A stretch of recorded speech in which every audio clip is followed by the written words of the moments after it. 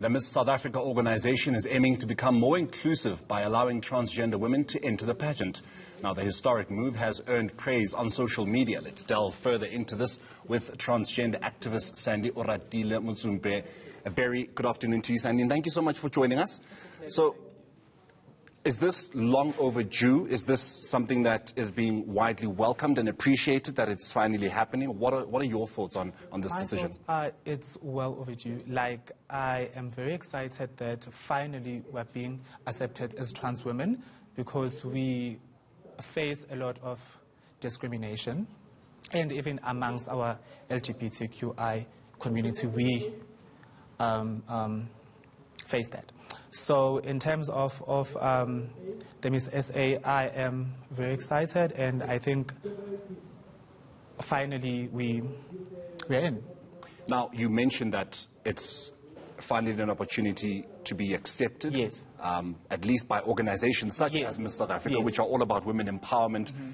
Do you feel that this is also the perfect opportunity for the ignorant to be taught about transgender men and women, of course, to understand, and be more accepting as well as public? Because we do know the issue, the organizations may be doing their part, yes, but the man on the street, the average man on the street who doesn't understand, the LGBTQI community as a whole, do you feel that this is the time that when they switch on their TV and they're watching Miss South Africa, they can now learn better? It is. I think so as well, because of now it's going to educate them as well, because a lot of our men and women in the streets and the society are not well educated in terms of trans men and trans women. So I think it is like a good opportunity to...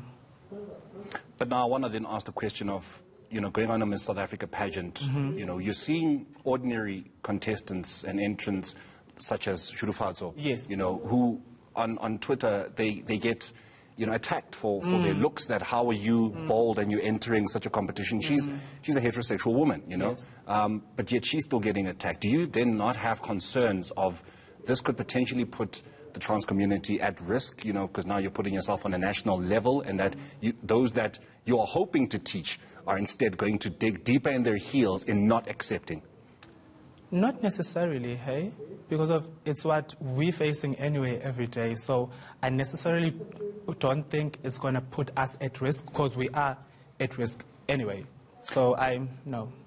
And the other, looking at it from a different point of view, you're mentioning that there is even still discrimination in the LGBTQI plus community. Yes.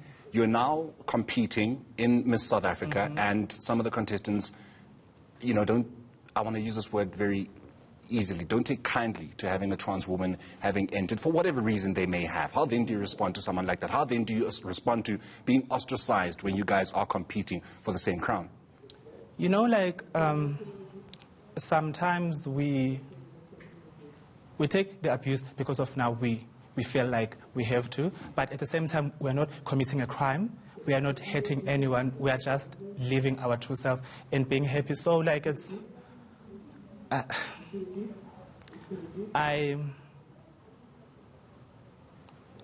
it's going to be like a little bit difficult, but I think when time goes on, everything will ease up a little. We can only hope.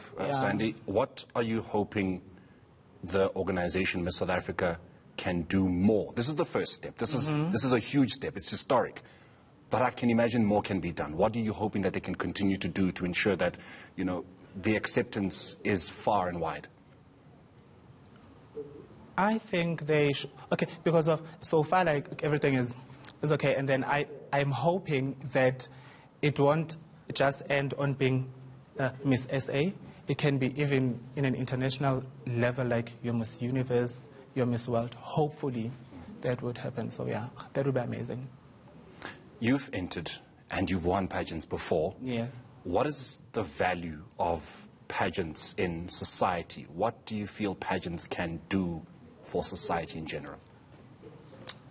I honestly think it will give hope to our up-and-coming trans women. At the same time, it educates, even though we don't reach everyone, but it educates, and then it opens people's minds as well and understanding in terms of being trans, even though it is not easy, but yeah.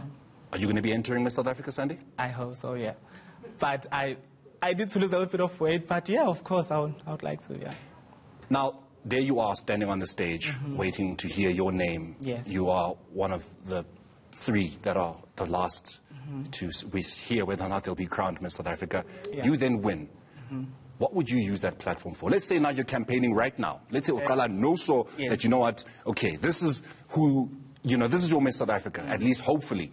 What are you then saying to eNCA viewers who are saying, what would you be bringing to the table as a transgender woman? Like small things. For instance, it's a challenge applying for a job as being a trans woman. For instance, you'll write on your resume, you mail, they're expecting to see Usandile, a guy. You come there as a trans woman, they are confused. You put there as a female, they're expecting Matsidiso. You get there and they see a trans woman. It's a bit confusing. Hence, sometimes I write trans woman. So my point is I would highly appreciate it if they would add more genders so that it's not only male or female.